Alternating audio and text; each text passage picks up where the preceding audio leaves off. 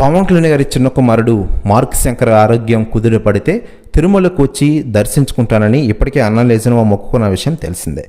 తర్వాత ఆమె తిరుపతికి వచ్చారు. తలనీలాలు సమర్పించుకున్నారు. తిరుమల శ్రీవారిని దర్శించుకుని అనంతరం అన్నదాన కార్యక్రమంలో ఆమె పాల్గొన్నారు. దాదాపు 17 లక్షలు మార్క్ శంకర్ పేరిట అన్నదానం నిర్వహించారు తిరుమలలో.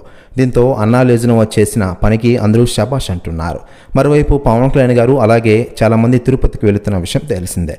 ఇదిలా ఉండగా లేటెస్ట్గా అందుతున్న సమాచారం ప్రకారం ఆంధ్రప్రదేశ్ డిప్యూటీ సీఎం పవన్ కళ్యాణ్ గారి చిన్న కుమారుడు మార్క్ శంకర్ ఆరోగ్యం కోసం ఇప్పటికే మెగా కుటుంబ సభ్యులు ప్రార్థనలు పూజలు చేస్తున్న విషయం తెలిసిందే. అయితే తాజాగా Tollywood senior hero megastar Chiranjeevi గారు ఆయన భార్య సురేఖ ఇద్దరు కలిసి తిరుమలకు వెళ్తున్నారు. తిరుమల శ్రీవారిని దర్శించుకునేందుకు వాళ్ళు వెళ్తున్నట్లు తెలుస్తోంది.